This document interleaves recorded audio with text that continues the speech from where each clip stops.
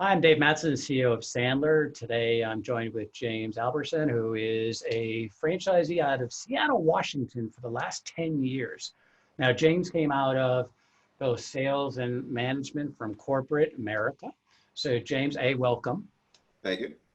So, James, you know, tell me a little bit about your journey. So, why did you leave corporate? And then, how did you pick a franchise and why Sandler?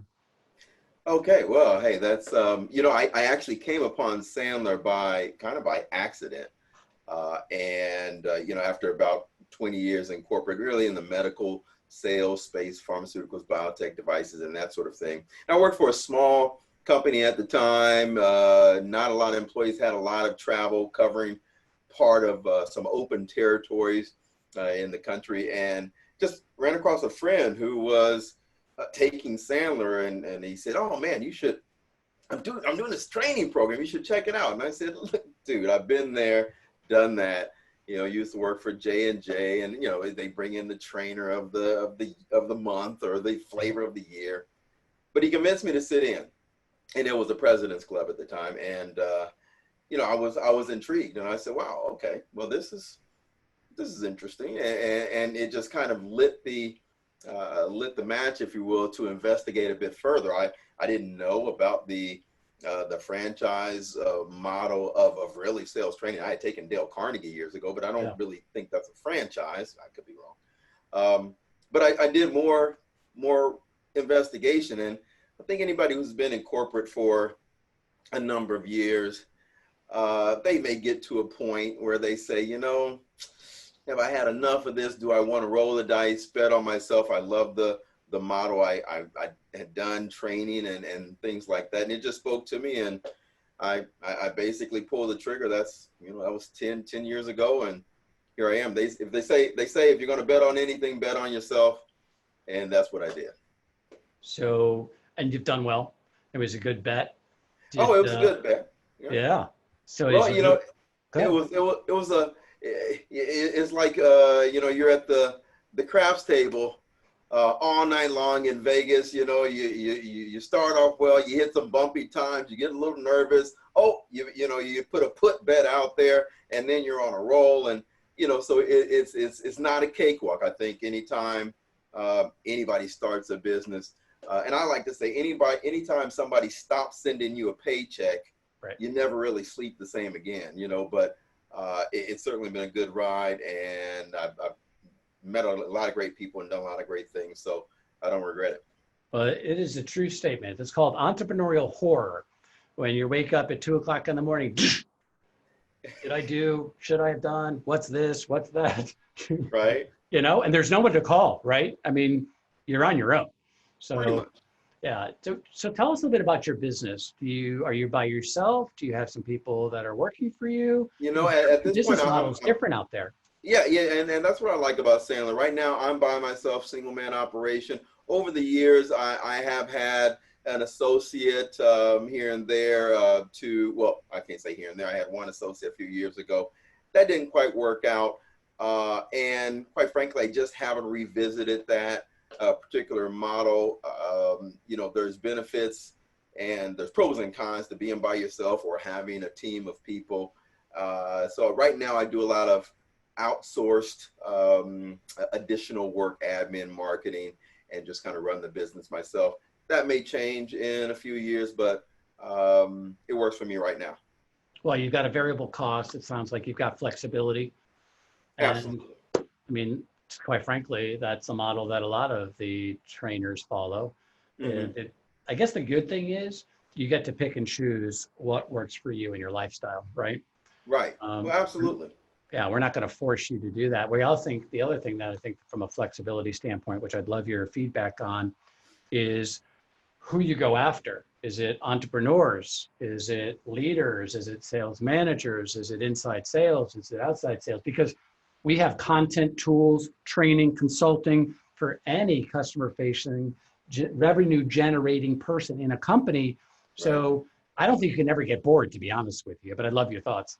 Well, let's put it like this. Sandler doesn't make it easy to just pick a lane and stay in it, because there is so much that you can pursue, so many avenues you can travel. And over the years, I certainly have. I think when you first start off, you're looking for, maybe small one man, one woman shows. Really, anybody you can find who'll pay you money. But as you really develop your business model, you figure out which lane fits you the best. For me, I found it's the small business, and I use the air quotes because not necessarily by U.S. government standards, but businesses that are somewhere between that 5 to 20 million spot, where there's one or two people making a decision. There aren't too many cooks in the kitchen, vacillating over what we do and how we do. And for me, I find that to be the most satisfying, even though Sandler's content can work across the board, like you say, whether it's a Fortune 100 company or a single entrepreneur operation. But I think you see, for me, the most impact, the most life-changing impact with those businesses that are really looking, they're doing well, but they want to do better and they want to take things to the next level. They got in business for a reason. They were good at what they did, not necessarily all that great at getting people to pay for them or pay for it. And, so that's kind of where I've settled. I don't turn anybody away. So, I mean, if Amazon or Microsoft wants to, they want to contact me, I'll go kicking and screaming. But for the most part, that's really the lane that I've chosen to pursue, both sales teams, managers, and even with our organizational excellence program, really getting to those leaders to strategically help them blueprint their business for to be more valuable and maybe pass on to the next to the successor coming in. Well, I tell you what, I think that entrepreneurial market, whether it's 3 million, 20 million, 40 million, whatever the case may be, is where we grew up. I think Sandler owns the entrepreneurial marketplace. We don't have a lot of competition. Where you came from in a very large company, you're in a dogfight every single year and there's zero loyalty. As you said, it's the flavor of the month, right? Right. With the market, that entrepreneurial market, you've got a 6-week sales cycle, maybe a 2-call close. They're super loyal. They don't have a budget. They weren't waiting for you to come. So they're going to take it from somewhere else. But they stay with you. I mean, they're super loyal because you bring value. I'd love to hear how you have impacted people's lives and some of the things that you've observed. That's a great question. It's one of the great things I like about my journey with Sandler is because it does allow you to see the fruits of your labor, not necessarily come into a corporate, it's fine, corporate setting, and you have some reps. I'm thinking back to my days in pharma. We sit there, some well-dressed individual comes in, they do this and that and the other. You never see them again, and quite frankly, you do half the things that they said for 10 days, and then you go back to the regular stuff. Well, that's not what this is all about. So, I've had clients who've been with me 6-7 years. One in particular, she was on the verge of losing her job when she came, and she, of her own volition, said, I have to do something. Confidence level wasn't there like it needed to be. Very capable, but just didn't have the tools. A lot of head trash floating around. Yeah. And like I say, she's still a client. She has more than doubled her sales over the years. Her confidence levels, even from a personal standpoint, where people she's known for years, when she's run into them again, they said something's different about you. You have more confidence, and it's a struggle. I have to keep it going. There's never a finish line, but that's one person in particular. I've had companies who said, hey, we had record years a year or two after we engaged with them. Maybe we worked with them for a year or two and then stopped, and then I stay in touch, and we keep having record years. So people don't necessarily equate the training and the coaching with the future benefit. They kind of look to say, oh, what's happening now? Okay, well, our people are a little bit better. Right. But they don't realize that it kind of marinates inside, and they become different people, different companies, and they see the fruits of the labor far into that. So I've seen that personally. I've seen people tell me their communication, their interpersonal relationships have worked better, and overall they've just become better business people, better people and communicators altogether. Well, I think you've heard it. I know I have for a little longer than you have that, hey, that Sandler stuff I use in my personal life has completely changed the way that I interact with my family and Mm-hmm. my social friends. And I think having that psychological model overlay a sales and sales management model is really special. It's what attracted me because I didn't want to be somebody that I wasn't, Mm-hmm. right? I just wanted to be able to get more tools in my toolkit.